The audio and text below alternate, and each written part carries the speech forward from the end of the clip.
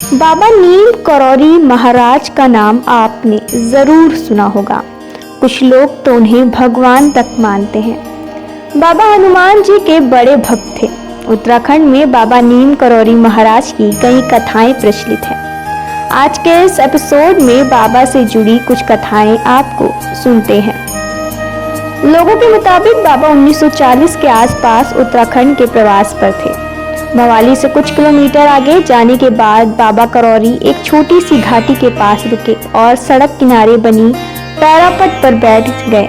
सामने पहाड़ी पर दिखाई दिए एक आदमी को उन्होंने आवाज दी, पूरन, ओ पूरन, पूरन यहाँ आओ। पूरन नीचे आया और कंबल लपेटे अजनबी से अपना नाम सुनकर अचंभित रह गया। अजनबी व्यक्ति ने मुस्कुराते हुए कहा, अचरज मत कर, मैं तुझे पिछले कई जन्मों से जानता हूँ। मेरा नाम बाबा नीम करौरी है। हमें भूख लगी है, हमारे भोजन की व्यवस्था कर। पूरन ने घर जाकर अपनी माँ से बताया कि नीचे पैरापट पर बाबा नीम करौरी बैठे हैं और भोजन मांग रहे हैं। घर में दाल रोटी बनी थी, पूरन की माँ ने वही परोस दी। बाबा ने भोजन के बाद पूरन से गाँव के 2-3 लोगों को बुलाकर लाने को कहा। बाबा उन सब को लेकर नदी के पार जंगल में गए और उनसे एक जगह खोदने को कहा।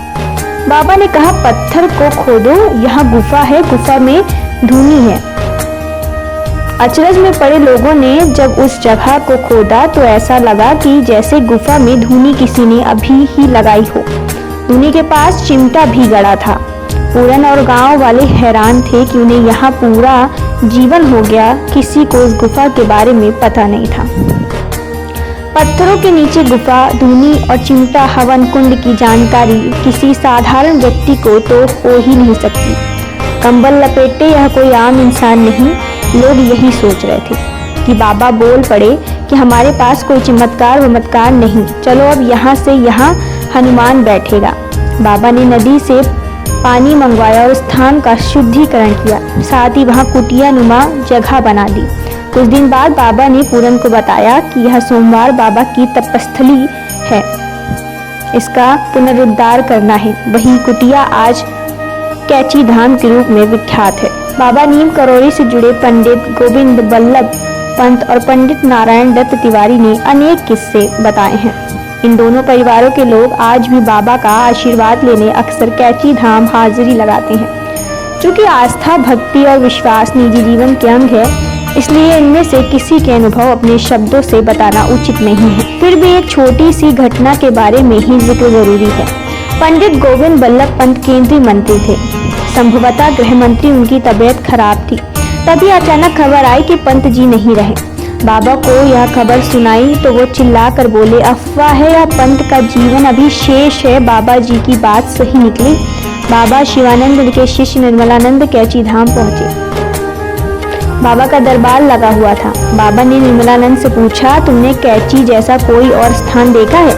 निर्मलानंद के मुंह में व्याख्याता निकला, श्रीलंका का कैची आश्रम की तरह वहाँ मणिक गंगा प्रवाहित होती है। बाबा ने फिर पूछा, क्यों? निर्मलानंद, वहाँ नारियल के बड़े बड़े पेड़ हैं और मणिक गंगा में हाथी स्नान के लिए आते हैं। आवाज खड़े निर्मलानंद बोले, जी महाराज, जबकि बाबा नीम करौरी महाराज कभी श्रीलंका नहीं गए। पूरन किसी भ्रम में ना पड़ जाए इसलिए बाबा ने अपने एक भक्त से कहकर कैची धाम में रोडवेज बसों का स्टॉप बनवाकर उसका केयर टेकर नियुक्त करवा दिया। बाबा चाहते थे कि उन्हें कोई भगवान न समझ ले। जो ज़्यादा नज़दीक आने या समझने की कोशिश करता है वो उसे तुरंत दूसरी ओर मोड़ देते हैं। बाबा की लीलाओं को बाबा के भक्त सिर्फ उतना ही समझ पाए जितना उन्होंने समझना चाहा।